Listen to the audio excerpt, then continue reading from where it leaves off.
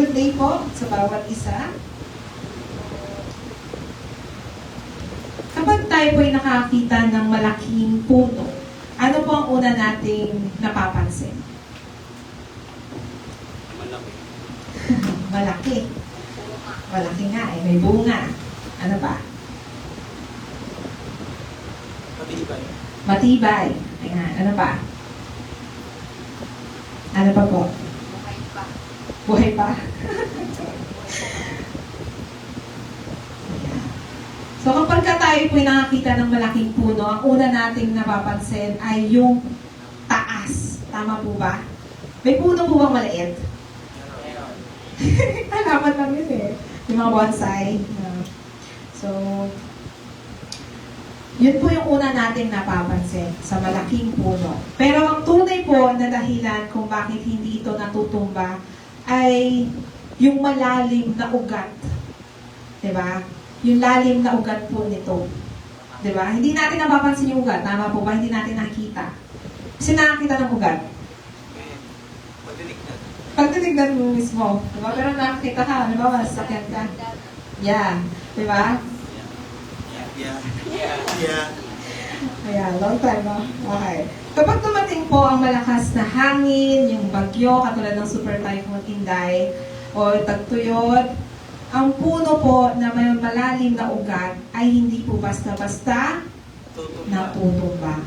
Pag pumunta po kami ng, halimbawa na nakaraan sa San Pascual, may tinatanggal na puno doon. Sabi ko na, another tree na naman tinatanggal ng DNR.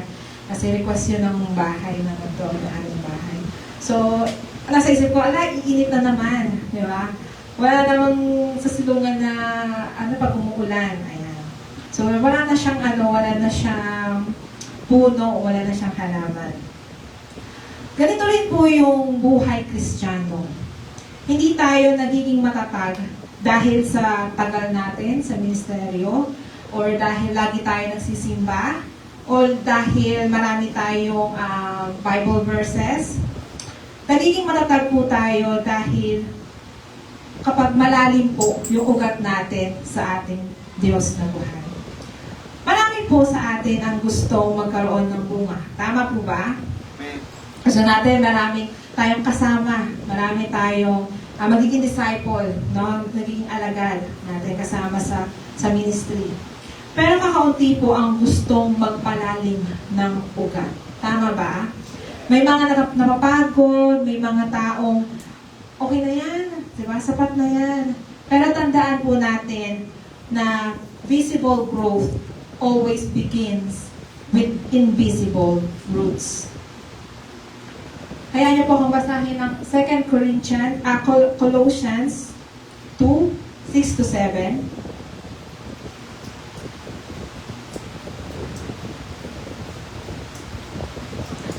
2 Colossians.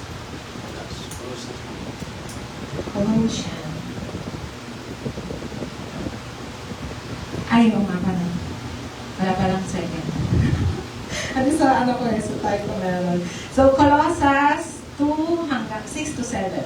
Kaya kung paano tinanggap ninyo si Kristo Jesus na Panginoon, ay lumakad kayong gayon din sa Kanya, na nakaugat at nakatayo sa Kanya at matibay sa pananampalataya, gaya ng itinuro sa inyo na sumasagana sa pasasalamat. Tayo po'y pumikit at manalangin. Yes, Lord God in heaven, maraming po salamat sa araw na ito, sa oras na ito, na iyong nilig ko, Panginoon, tinipon kami, Panginoon, upang makarinig ng iyong banal na salita. Lord, patuloy niyo po kami panalinin ng iyong banal na Espiritu, Panginoon, at patuloy na maunawaan ng iyong kapayagan na iyong oras na ito. Lord, patuloy niyo po kami bigyan ng wisdom and knowledge, kalawakan at pag-unawa, Panginoon, na nagkagaling sa inyo. Maraming po salamat sa pangalan ni Jesus na po nagsabi na Amen and Amen. Tayo po'y aking pong binigyan po itong ng title. Ayan. Deep Roots, Strong Faith. So, ang natin is Speak Jesus. Sino po dito yung madalas na sasalita ng pangalan ni Jesus? Konting background tayo, historical background. Ang aklat po ng Colossians ay isinulat po ni Apostle Paul. habang siya ay nakakulong sa Roma. Humigit kumulang AD 60 hanggang 62. Hindi niya po ito personal na napupuntahan yung simbahan ng Colossae. Ngunit mahal niya ang mga mananampalataya roon. Nabalitaan niya kasi na maraming mga maling katuruan ang pumapasok sa simbahan na yun. May ilan na nagtuturo na hindi daw sapat si Jesus. Diba? Meron tayong kanta, sapat na at higit pa. Tama po? Kantahin natin yung mamaya. Sinasabi nilang kailangan ng espesyal na kaalaman, tradisyon, kanina, di ba, yung mga ritual, upang maging ganap na yung kaligtasan. Kaya sinulat ni Paul ang liham na ito upang ipaalala sa kanila ang isang napakahalagang katotohanan, which is po, God, Christ alone is enough. Hindi natin kailangan po ng ibang pundasyon, hindi natin kailangan ng ibang tagapagligtas, hindi natin kailangan ng ibang ugat. Jesus is enough. At yun po yung mensahe para sa atin ngayong umaga. Sa panahon po ngayon ng mga social media, iba't ibang opinion po at paniniwala. Di ba, marami tayong mga tradisyon nga kanina na pag-usapan. Maraming bagay ang gustong maging pundasyon ng ating buhay. Pero ang sabi ni Paul po, remain rooted in Christ.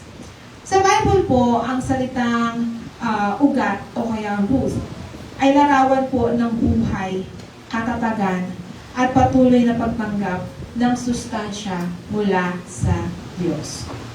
Ang ugat po ang kumukuha ng tubig, di ba? At nutrients na yung nagbibigay buhay sa puno. Tama po, pag walang ugat, walang mauuhang tubig sa ilalim. Tama po? Ganito rin po yung believer. Tayo, which is the Christians. Hindi tayo nabubuhay sa sarili nating lakas. Di ba? May mga panahon na tayo pagod. Na may panahon na, parang okay na ako dito. Sapat na to, okay na ako dito. Ang ating spiritual po ay nanggagaling kay Kristo.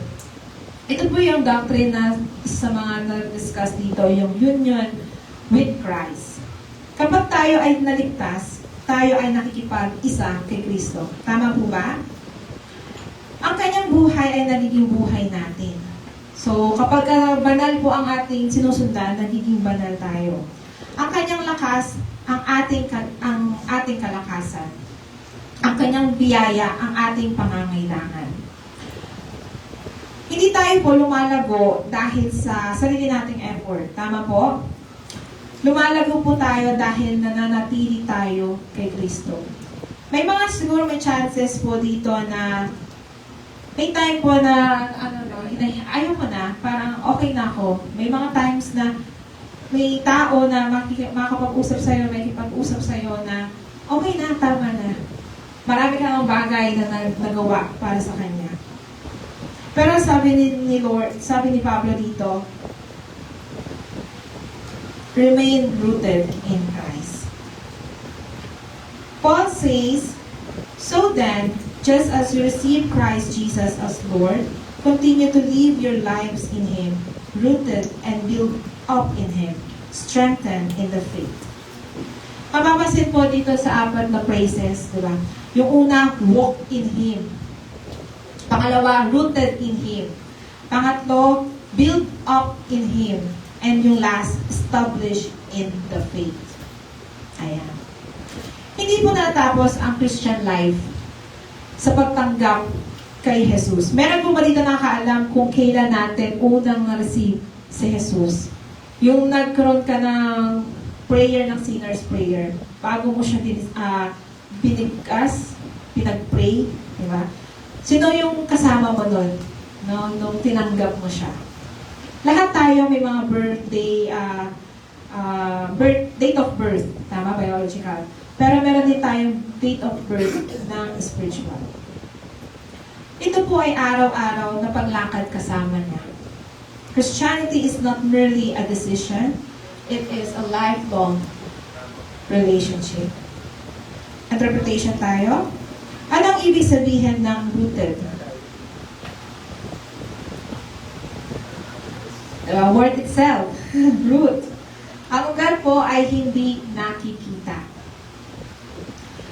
Ito po ay tahimik lang na lumalalim. Tama? Wala pong pumapalakpak sa ugat. Tama ba? Wala pong nagpo-post ng picture sa my day ng ugat. Tama ba? Pero ito po ang dahilan kung bakit buhay ang puno.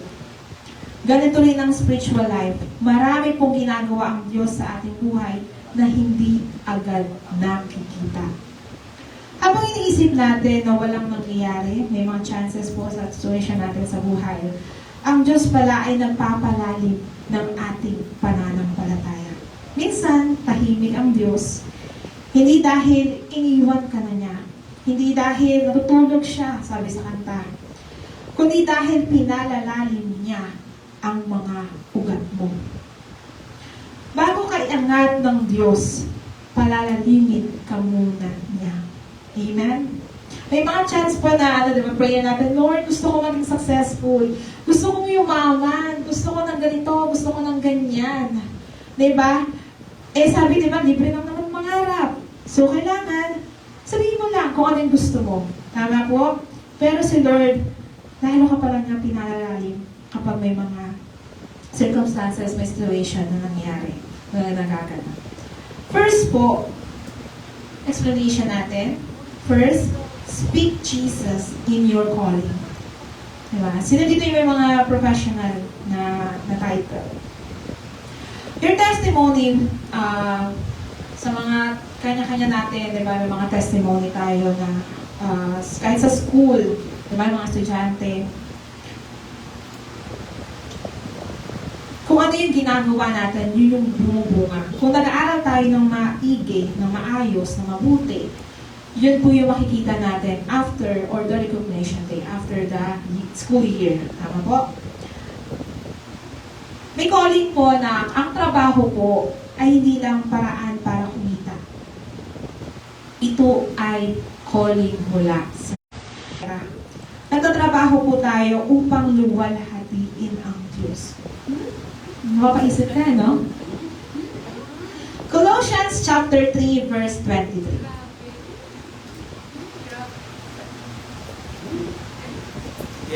Sige po. Colossians 3:23. Ano man ang inyong ginagawa ay inyong gawin ng buong puso na gaya sa Panginoon at hindi sa mga tao. Kahit walang need talaga. Hindi na trabaho, wala sa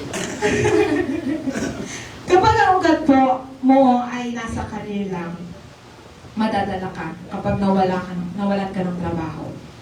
Pero kapag ang ugat mo ay nasa Diyos, kahit magbago ang trabaho mo, hindi magbabago ang iyong pananampalataya. Because speak Jesus over your calling. Amen? Second point. Speak Jesus in your sacrifice. Ang simbahan po ay katawan ni Kristo. Binubuo yung katawan ng mata, ng ilong, ng bibig, di ba? Ng ulo, di ba? Ng katawan, kamay, at paa. Hindi itinayo para pasanin ng iisang tao lamang. Hindi lang si pastor lang ang nag-aalala sa mga kung ano mga expenses ng church. Bawat believer po ay may mga bahagi. Kapag nagbibigay tayo, hindi tayo nawawalan po. Nakikibahagi tayo sa gawain ng Diyos. Kapag ang puso mo po, puso natin, ay malalim ang ugat kay Kristo, ang pagbibigay po ay hindi pabigat. Ito po ay pagsamba. Third, speak Jesus in every season. Hindi ng mga hulugang rooted ka, ay wala ka ng bagyo. Tama ba? Pag marami ka ng ugat, di ba? Hindi ka na binabagyo. Di ba? Magtaka ka na lang. Di ba? Kaya nga isa sa mga, di ba, yung blessed tayo, yung country natin, yung Philippines, ay meron tropical season. Di ba? Yung ibang mga foreigner ay pupunta dito. Pag kami summer, di ba? Ayaw lang nila pag may bagyo. Siyempre, kasi walang flood control dito eh. kahulugan po, sa katunayan po, mas maraming bagyo ang haharapin ng punong matatag. Pero hindi ito basta-basta at madaling matumba, ha? Hindi dahil malakas ito, kundi dahil malalim ang ugat nito. Ganito rin ang believer.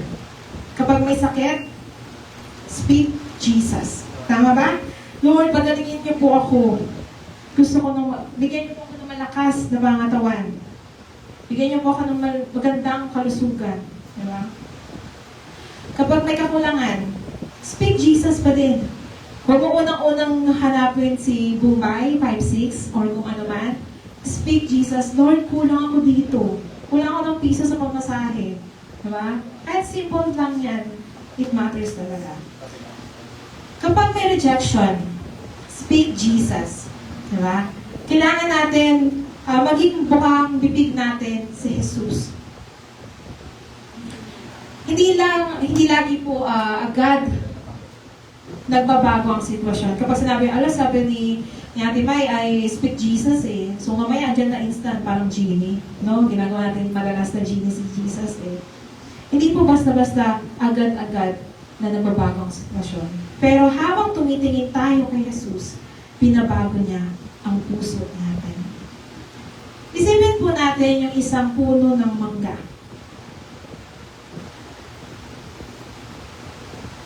Hindi po ito madalas namumunga. Hindi po ito araw-araw namumunga.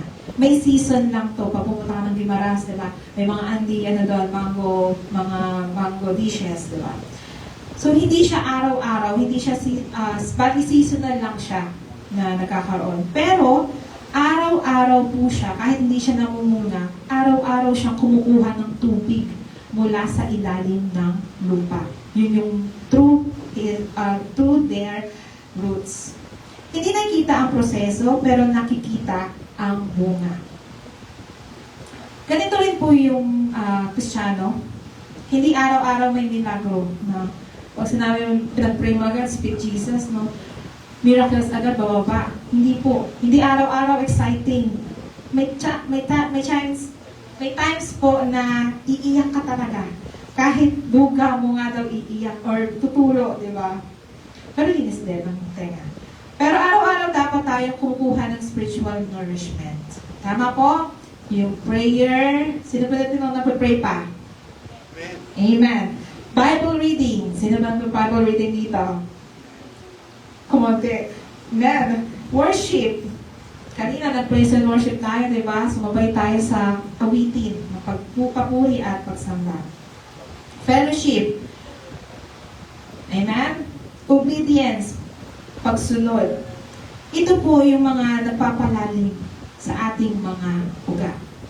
Pagtingin natin prayer, Bible reading, worship, fellowship, and obedience. Kapag dumating po ang problema, kanino tayo unang tumatakbo? Sa sarili ba natin? Sa pera po ba natin? Titignan natin agad yung bank account natin, ano? Ilang digits pa ba yan? Diba? Sa kaibigan natin? Sa mga tao, no? Sa social media? Mag-post nga ako dito kasi kailangan ko ng tulong eh. O kay Jesus. Ang bagyo ay hindi gumagawa ng ugat. Inihahayag lamang nito kung gaano tayo kalalim yung ugat na meron tayo. Ngayon pong oras na ito, hinahamon tayo ng banal na Espiritu na bago ka po magreklamo, bago ka magsabi ng kung ano-anong mga bagay, speak Jesus. Bago ka matakot, speak Jesus. At bago ka sumuko, speak Jesus. Sa bahay, sa trabaho, sa paaralan, sa ministry, speak Jesus. Lagi mong bukang bibig dapat si Jesus. Kasi hindi natin kaya na mag-isa lang tayo. Tama po? Amen? Kapag si Jesus po ang laman ng puso, si Jesus din ang lalabas sa bibig. At kapag si Jesus ang lumalabas sa bibig, makikita rin siya sa ating pamumuhay. Church, ang puno ay hindi lang lumalakas habang may bagyo. Titignan niyo siguro yung mga puno, no? Sa atin mo yung sabi nila, maraming ugat yan eh. So, hindi yan matilag. Matatag yan. Lumalakas po ito bago dumating ang bagyo. May preparation po yan, may paghahanda po yan na nagaganap. Sa pamamagitan ng malalim itong ugat, dapat ganito rin tayo. Palalimin natin ang relasyon natin kay Kristo habang may panahon. Habang mayroon ka pang chance, may buhay, may hininga. Sapagkat darating ang mga pagsubok, ngunit kapag ang ugat natin ay nakabaon kay Jesus, hindi tayo madaling matitingnan. At kapag matatag ang ating buhay, hindi lang ang ating mga labi, di ba, yung magsasabi, Jesus, dakila ka. Ang magsasalita tungkol kay Jesus, ang buong buhay natin, ang magiging patotoo na si Jesus po ang ating pundasyon. Last line po na sa ating pagtatapos po. The strength of a Christian is not measured by how high they stand, but by how deeply they are rooted in Christ. Tayo po tumayo.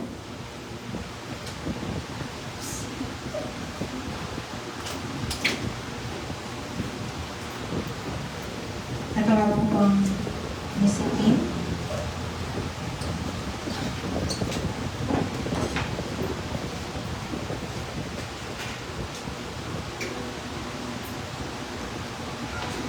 Sa mga oras po na ito, kamusta ang ugat na meron ka po? Meron tayo.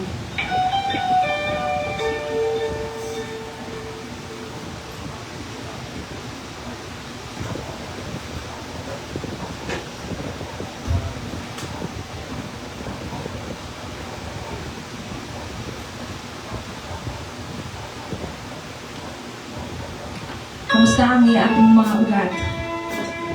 Ito ba yung hinahayaan natin palalimin ng Lord?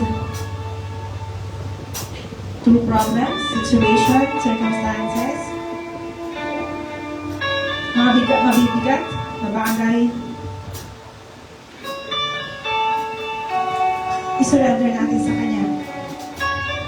Dahil tunay na ang si Lord ang naglikha sa atin. Siya lang din ang may karapatan sa ating mga buhay. Hindi yung mga ibang bagay. Makita mo sa ibang tao na successful sila sa makakundong bagay, pero hayaan natin na lagi tayong bumalik kung saan man tayo dapat naroon. Which is kasama natin ng Diyos. Hindi na tayo aksidente na nilikha ng Diyos para sirain ang ating katawan, hindi ayusin ang ating buhay, kundi ipalaganap at palalimin ang relasyon natin sa Kanya. Pawilin natin nalalaman.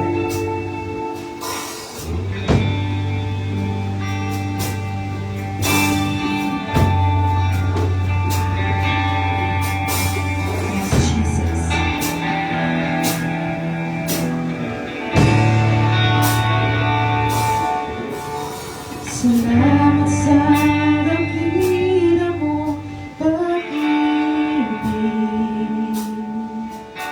Salamat sa pangyayari.